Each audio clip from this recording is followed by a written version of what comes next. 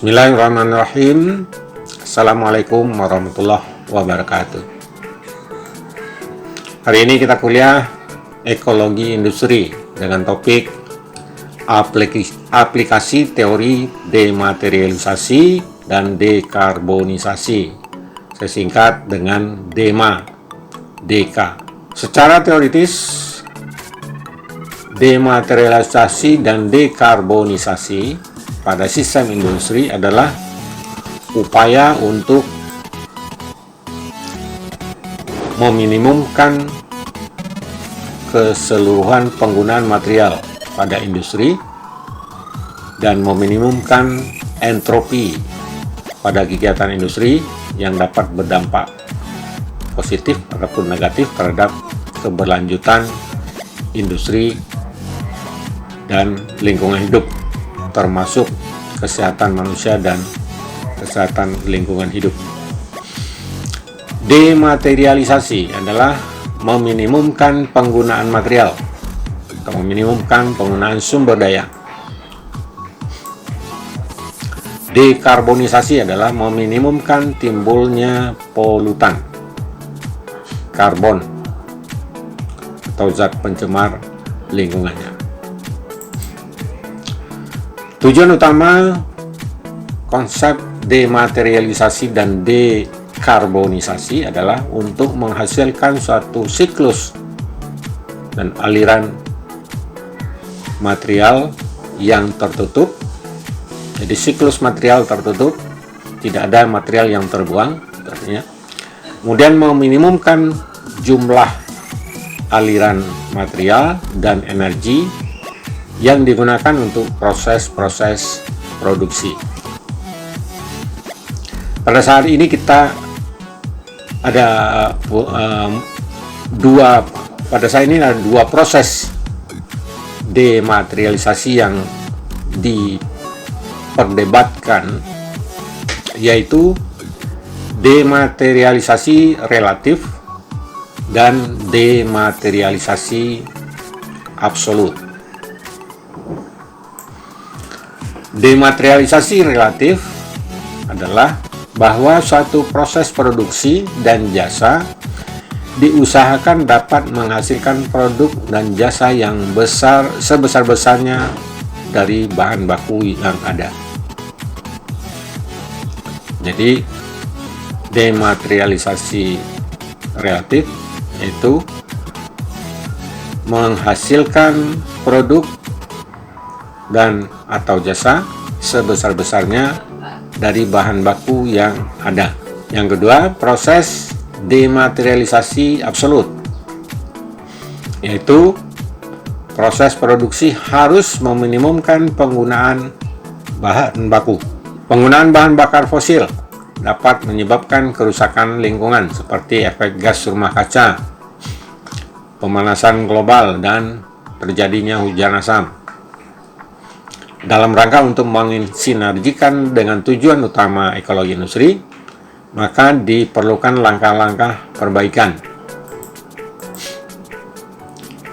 Itu pada tahap awal, diperlukan usaha untuk membuat bahan bakar fosil yang ramah lingkungan, seperti dengan proses dekarbonisasi dan pembersihan gas buang.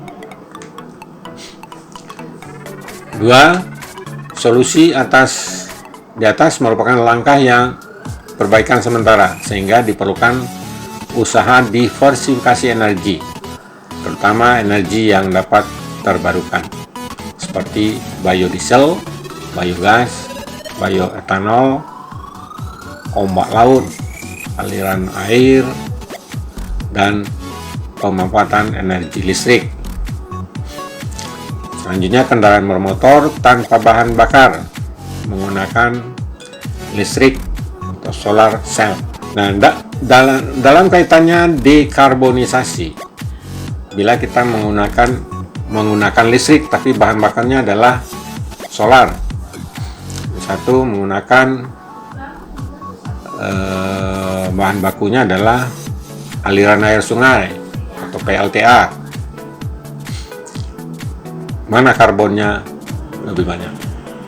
Tentunya karbon yang banyak ditimbulkan adalah dari membakar bahan bakar solar. Sedangkan pembangkit listrik menggunakan aliran air tidak banyak menghasilkan karbon. Jadi kita pilihlah menggunakan pembangkit listrik tenaga air. Kemudian penerapan konsep dematerialisasi dan dekarbonisasi pada industri teknologi informasi. Dulu sekitar tahun 85 ada disket ukuran 5 inci, kapasitasnya atau kemampuan daya tampung datanya adalah 100 kilobyte. Ini tahun 1985. Kemudian 5 tahun berikutnya, yaitu tahun 1990, muncul disket ukuran 3,5 inci, kapasitasnya adalah 1,4 megabyte. 5 tahun berikutnya, tahun 95, muncul CD, kapasitasnya adalah 700 megabyte. Nah, apa konsep dematerialisasi? Dematerialisasi sini adalah bahwa semakin maju tahun 5 tahun ke depan sampai sekarang, penyimpanan data menggunakan flash disk sekarang sudah ada ukuran terabyte dan sekian miliar. Hanya butuh material sebesar ini. Dibandingkan kalau menggunakan material ini, bisa dibayangkan 1 tera data menggunakan teknologi penyimpannya adalah berupa disket. Bisa kita bayangkan berapa ruangan yang dibutuhkan untuk menyimpannya dan berapa kertas yang diproduksi untuk membuat disket ini. Jadi sekarang itu materialnya semakin kecil, kemampuan terimanya semakin besar. Dulu misalnya HP itu dulu besar, ya. Sekarang HP itu tipis, kecil. Bahkan dulu telepon harus pakai kabel, sekarang tanpa kabel. Jadi dematerialisasi, materialnya dikurangi. Nah, dengan menerapkan konsep dematerialisasi ini sekaligus akan terjadi dekarbonisasi, pengurangan karbon, pengurangan asap, pengurangan pencemaran. Mengapa? Karena untuk memproses ini 1000 biji, 1000 buah, ini membutuhkan energi listrik berapa? Membutuhkan bahan bakar untuk membangkit listrik itu berapa? Mengeluarkan asap pencemar dari pembakaran listrik tadi itu berapa? Jadi karbonnya akan semakin berkurang apabila teknologinya kita perkecil menjadi material yang lebih sedikit, sehingga hemat energi, hemat materi. Dematerialisasi sekaligus menghilangkan karbon, meminimumkan timbulnya karbon pencemar. Kita lihat penerapan konsep dematerialisasi dan dekarbonisasi. Dulu televisi ini ada sanggulnya, ada kondenya belakang. Sekarang televisi itu tipis, atau komputer itu tipis. Dulu laptop tebal, sekarang laptop itu tipis. Mungkin suatu ketika nanti laptop itu mungkin hanya tinggal selembar kertas yang bisa digesek-gesek, ditunjuk-tunjuk dan lain sebagainya. Itu adalah terapan dematerialisasi dan sekaligus dekarbonisasi. Nah, lalu bagaimana penerapan teori dematerialisasi dan dekarbonisasi pada industri perbankan? Contohnya adalah konsep non-tunai. Ini adalah menerapkan dematerialisasi. Non-tunai berarti uangnya nggak ada, uang kertas nggak ada, diganti dengan uang elektrik. Transfer melalui ATM, SMS banking. Ini yang terjadi di dunia perbankan. Lalu bagaimana penerapan teori DEMA-DEKA pada industri pariwisata? Ya, mungkin pariwisata nanti tidak lagi misalnya menggunakan tiket. Kalau dulu tiket itu berupa buku, ya, buku tiket namanya untuk tiket pesawat. Sekarang tiket itu ditunjukkan dengan HP tanpa materi.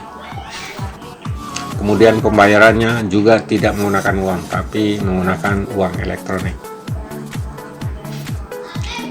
Itu industri pariwisata.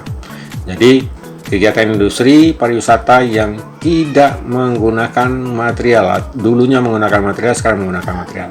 Misalnya dulu industri pariwisata masih menggunakan pamflet, leaflet, atau majalah untuk promosi daerah pariwisata. Sekarang tidak perlu, cukup masuk YouTube, iklan, televisi, dan lain sebagainya. Kemudian bagaimana penerapan teori Demadeka pada industri manufaktur?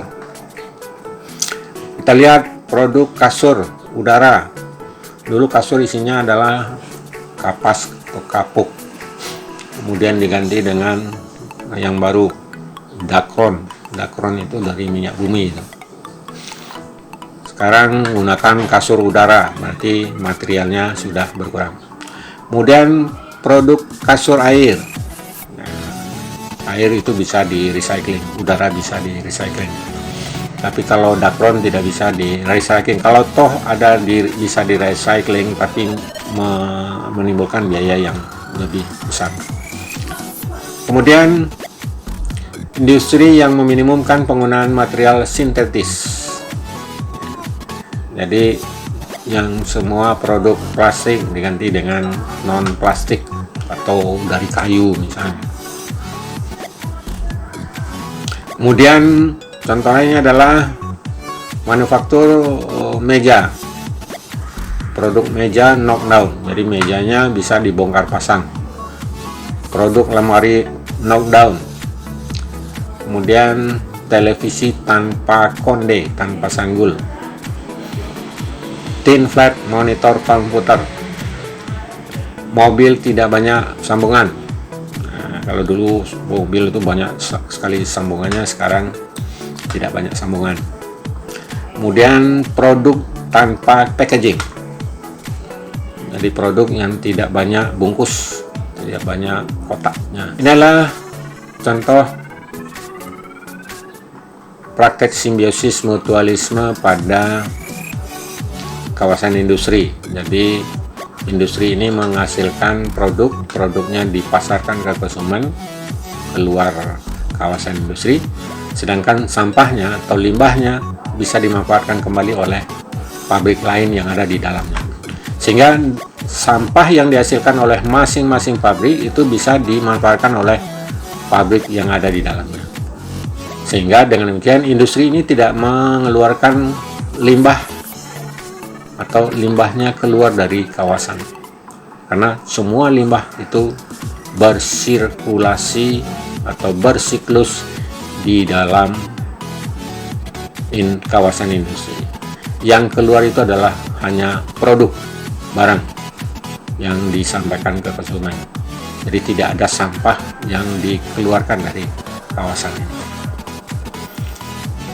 Jadi praktek simbiosis mutualisme dalam kawasan industri. Ini adalah bagian dari penerapan dematerialisasi dan dekarbonisasi. Kemudian konsep cleaner production, cleaner process, cleaner product. Ini adalah sebuah sistem industri. Sistem industri menghasilkan produk, misalnya gula aren. Bahan bakunya adalah aren. Aren ini dipotong, kemudian diperas. Yang memeras itu adalah mesin, tapi mesinnya itu digerakkan dengan gerakan sapi. Jadi sapi yang disuruh berkeliling. Mesinnya bergerak, kemudian memeras tebu atau aren. Kemudian pembakarnya itu adalah ampas atau sampah ini, dijadikan bahan bakar. Bahan bakar ada asap, asapnya tadi bermanfaat untuk proses fotosintesis pohon tebu atau aren. Kemudian ampasnya ampasnya aren atau tebu nanti bisa dijadikan keranjang atau juga bisa dijadikan bungkus gula aren. sehingga produknya menjadi produk yang bersih lingkungan atau disebut cleaner product, eco product. Jadi produknya adalah produk bersih lingkungan, tidak mencemari lingkungan. Karena sampahnya itu bisa larut atau terdegradasi di lingkungan. Daun ini, daun tebu dijadikan keranjang, keranjangnya menjadi sampah. Nah, sampahnya tidak mengganggu lingkungan. Tapi kalau keranjangnya ini dibuat dari plastik, keranjangnya dibuang, maka plastik tadi akan mengganggu lingkungan. Jadi produknya adalah produk bersih lingkungan, eco product, cleaner product. Prosesnya adalah cleaner proses. Jadi proses-prosesnya bersih lingkungan, tidak mengeluarkan pencemaran. Kalau toh ada pencemarannya tadi bisa dimanfaatkan oleh komponen lainnya. Abu, sisa pembakaran bisa digunakan menjadi pupuk. Ampas yang tidak sehabis untuk digunakan untuk bahan bakar atau makan sapi bisa digunakan untuk membuat keranjang. Jadi semua sistem proses ini sedemikian disebut dengan cleaner production. Jadi proses-proses produksi bersih lingkungan, tidak menghasilkan sampah. Kalau toh menghasilkan sampah atau limbah, maka limbahnya tadi dapat dipergunakan kembali di dalam sistem industri itu sendiri. Terakhir, buatlah rancangan produk industri manufaktur yang menerapkan konsep atau teori dematerialisasi dan dekarbonisasi. Kedua, buatlah suatu analisis dan pembuktian bahwa dengan menerapkan konsep dematerialisasi dan dekarbonisasi dalam sistem industri, maka kegiatan industri manufaktur tersebut telah menerapkan prinsip-prinsip ekologi industri. Kita lihat, ini adalah siklus material. Material kedelai dijadikan diproses menjadi tempe digoreng, dimakan, kemudian yang memakan kemudian menghasilkan tinja, entropi masuk tanah, penguraian. Dalam prosesnya ini juga proses pembuatan tahu, ada limbah, sehingga ini bersiklus. Ini contohnya kopi, siklus material dalam pembuatan kopi, mulai dari bahan kopi, pengambilan biji kopi, kemudian kopinya dimakan dulu oleh luwak, kemudian hasilnya diproduksi, kemudian kotorannya itu untuk menjadi pupuk nantinya. Kopinya langsung diproses, ditumbuk menjadi kopi, disajikan, diminum, atau sampahnya kopi dijadikan untuk masker, sisa maskernya menjadi sampah, bisa jadi pupuk di tanah. Demikian kuliah kita hari ini. Terima kasih. Billahi taufiq wal hidayah. Assalamualaikum warahmatullahi wabarakatuh.